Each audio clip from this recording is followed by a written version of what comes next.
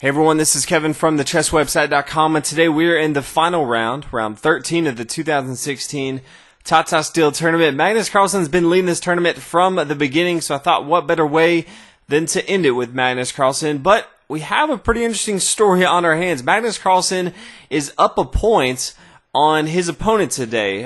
Playing the black pieces is Liren from China. He's a point behind Magnus Carlsen. What this means is, even though he's in third place, if he were to win this, he would be tied with Magnus Carlsen. Now, Fabiano is in second place, half a point behind Magnus Carlsen. So if he were to win, Magnus Carlsen loses, Fabiano's the champion.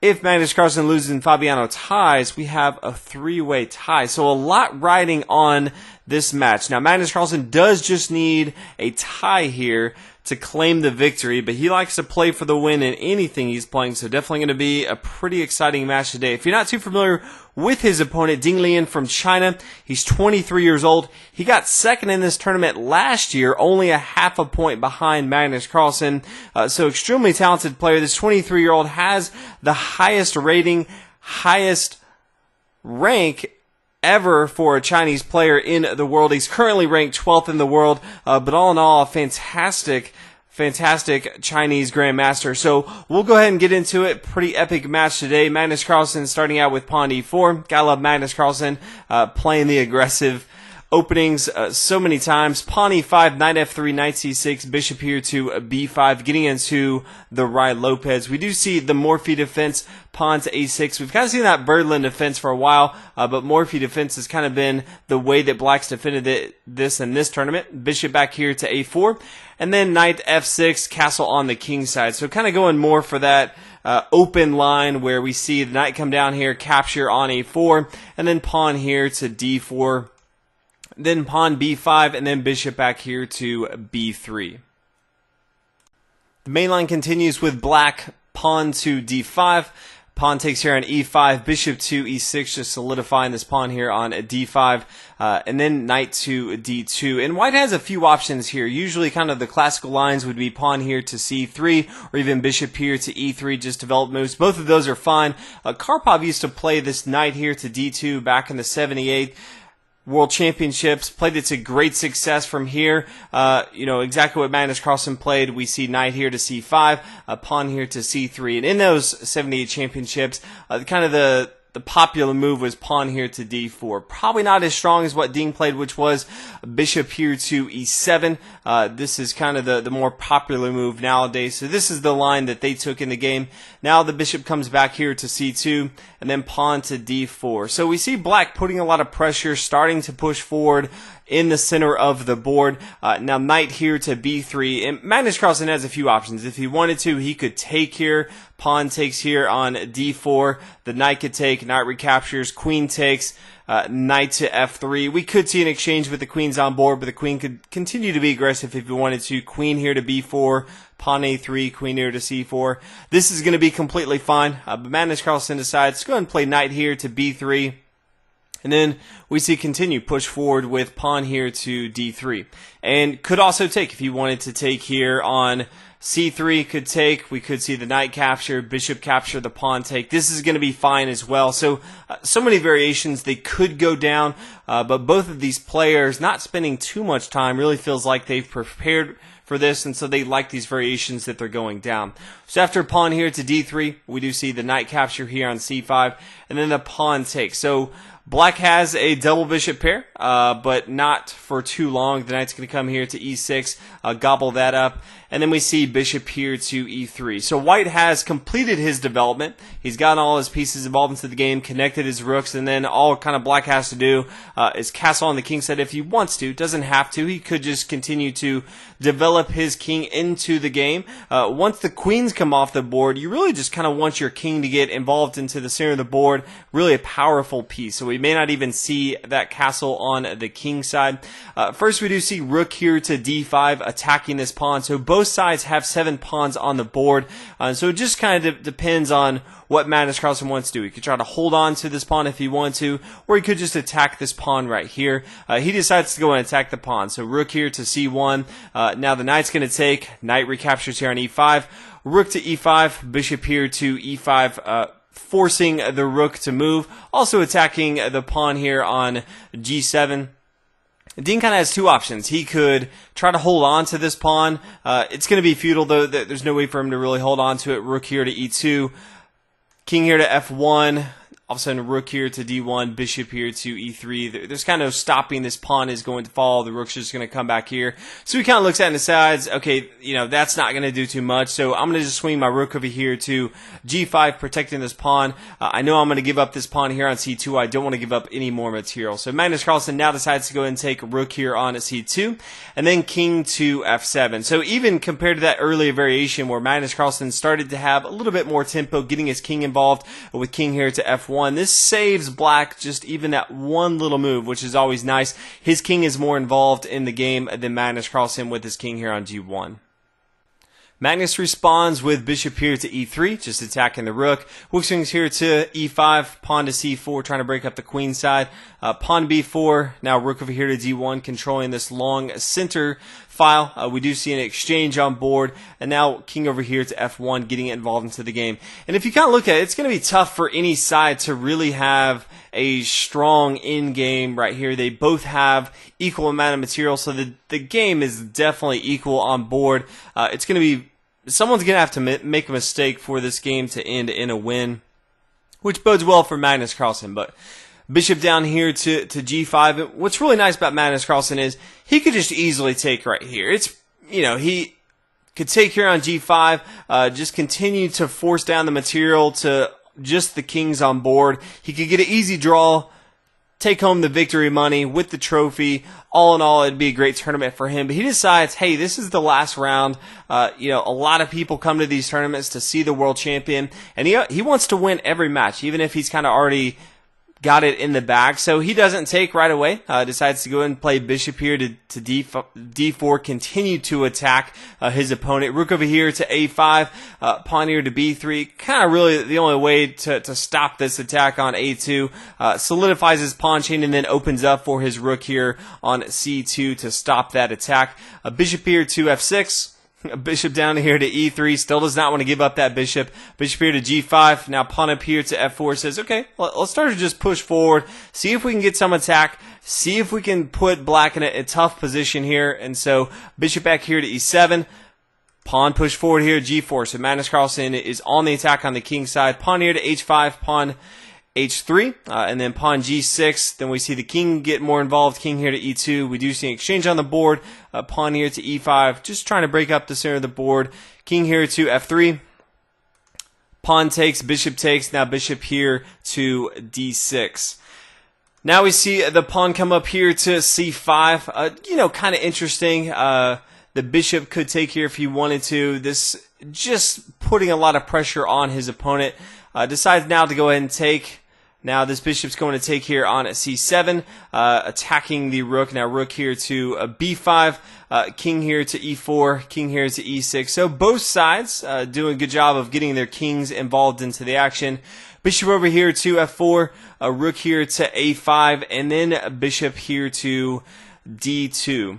Bishop over here to e7, rook up here to c6, attacking the king, and then the rook swings over here to g6. So Magnus Carlsen has a pass pawn on the board, but as you can see, he did have his rook here on c2. That was kind of the last line of defense for this pawn on a2, so he decided, I'm going to go ahead and give up that pawn here on a2 because I want to have a pass pawn here on the g file and start to put pressure on my opponent. Also keep in mind that if you are going to push your pawn to the 8th rank, you always want to look to see if your opponent has a bishop and see what color that's on. So Magnus Carlsen, he can push up here to the 8th rank. His opponent has a dark square bishop. It's not going to be able to defend the square right here. So it kind of puts black in a tough spot where he knows that Magnus Carlsen can just kind of push up the board, really defend this pawn, and eventually get a promotion here with this pass pawn. So he's definitely going to be in a lot of trouble, but right now he needs to go and get that material back. So rook down here to a2, capture that material. Bishop here to f4 since his bishop was being attacked.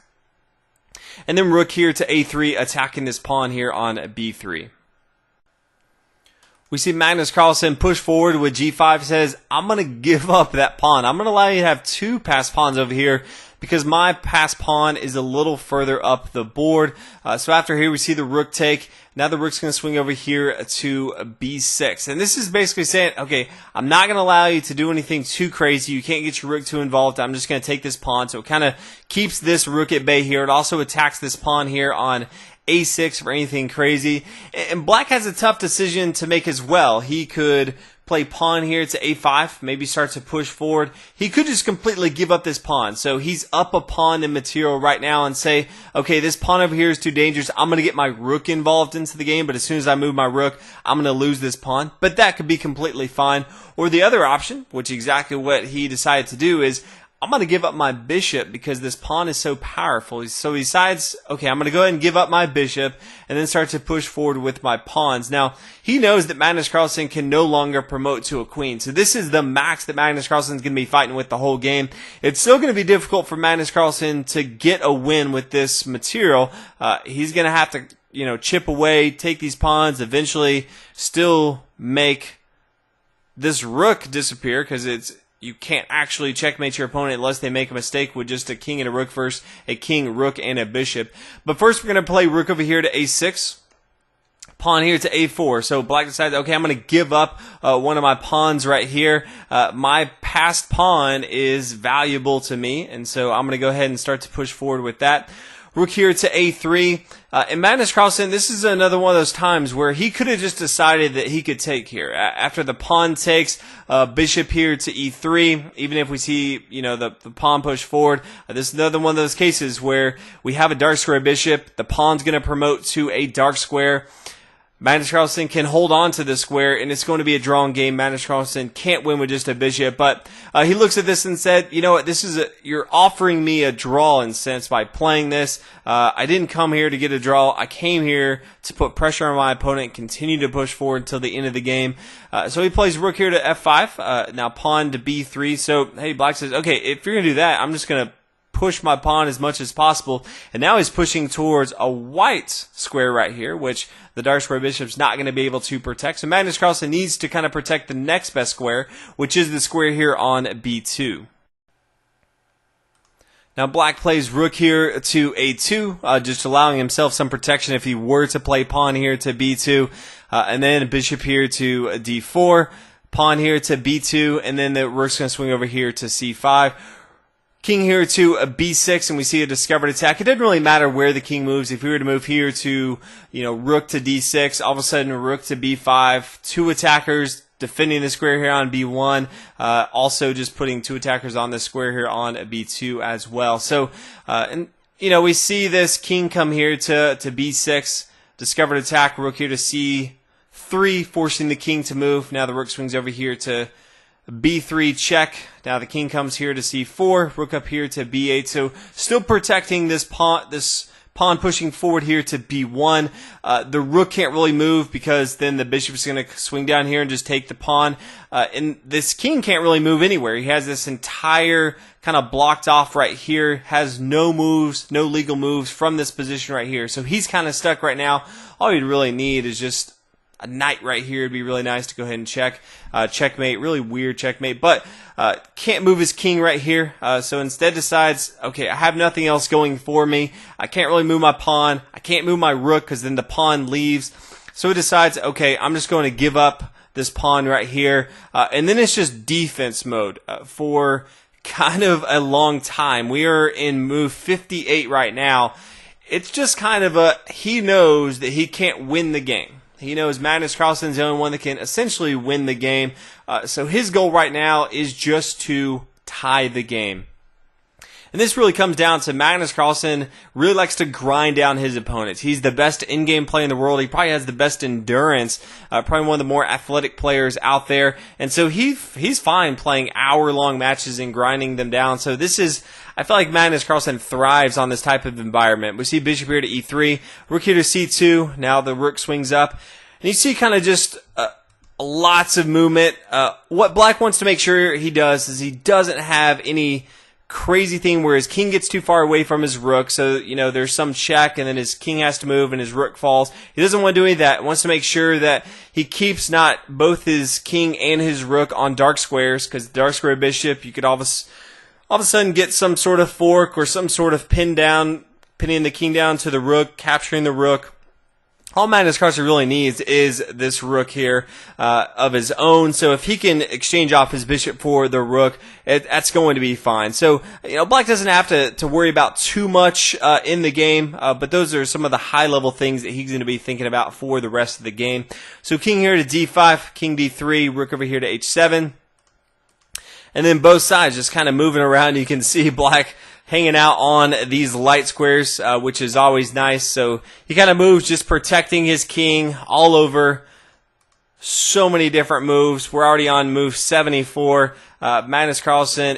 What's crazy is, though, any mistake that White makes in this game just results in him losing. He has to be so precise in all of his moves that it's just crazy. As we kind of move over here, we can all of a sudden see, king here to g4, bishop down here to f2, king here to h3.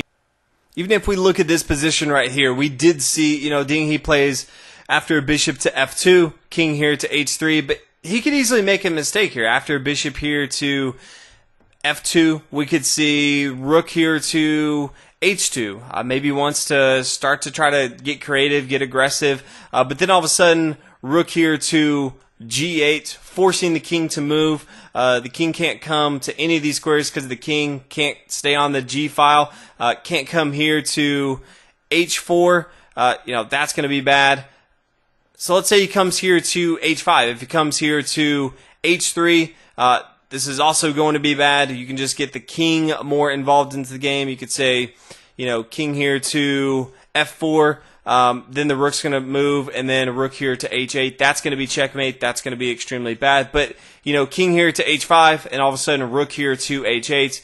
The rook's going to fall after the king moves. Let's say king here to g6. This is going to be a good game for Magnus Carlsen. So you can see that kind of any of these moves that we look at, if there's just any sort of mistake from Black side, Magnus Carlsen's going to win the game. But king here to h3, king f3, rook here to g3. King f4, rook g4, king f5, rook g7, bishop here to d4, centralizing, attacking the rook. Rook comes back here. Continue to keep those pieces on the light squares. Is Black doing a really good job of that? Rook here to e2. And you can see Magnus Carlsen's trying everything in his power to find some sort of mistake, but Ding's just not having it. Very skilled player. This is kind of one of those end games where early on, you just kind of learn this, and you know what to expect, and you try not to make any mistakes. And especially at this high level, you just don't see too many. So king here to f3, rook here to f2, and this is sort of a nice fitting into the tournament. Bishop takes here on f2, and this is a stalemate. So the king can't move, but because he's not in check, this is actually a drawn game. And this was the 99th move in the tournament. One of the longest tournament matches that we've seen in a long time, but Magnus Carlsen with the draw ends up winning the tournament. Fabiano Caruana actually lost his match. He was going all out trying to get the win and ended up losing. So we have, Ding actually from China getting tied for second with Fabiano Caruana. So second year in a row, he gets second place, only 23 years old. I expect great things from him in the future. He played a really solid game against Magnus Carlsen. But what can you say? Magnus Carlsen, he's the world champion. He does what he does. He comes to tournaments. He crushes. And I really like the fact that even in the last round, his opponent essentially offered him draw after draw. Magnus Carlsen says, no way. We're playing until the very end. 99 moves. You really can't ask for more from a world champion. It was pretty interesting. They were asking some of the competitors they were playing in the candidates tournament in March, kind of the big tournament to decide who's going to play Magnus Carlsen later in the year for the World Championship. Going to be the biggest tournament. We're going to cover that as well. But they were asking Anish Giri, they were like, who's going to win the candidates tournament? And he said, no one knows. You should find a tournament that Magnus Carlsen's actually going to be playing on and just bet on Magnus Carlsen because he's the best in the world. And he really is. He holds, all the blitz and the rapid chess tournament championships right now. He's the world champion in just normal play. I don't see anyone right now stopping him. I do hope that some of these younger players, that as they're getting stronger, that they eventually can challenge him. But for right now, the world is Magnus Carlsen's. He's too strong, and he wins the second year in a row the Tata Steel Tournament. So congratulations to Magnus Carlsen, yet again the champion. Hopefully you guys enjoyed this tournament. Had a lot of really fun games that we've covered. So be looking out for the Candace tournament. That's going to be the next tournament that we are going to cover. That's in early March, and that's going to be a big one. 6 of the top players in the world that they've kind of been qualifying for the past 2 years. So make sure you mark your calendars for that one, and I'll see you guys then. Thanks for watching.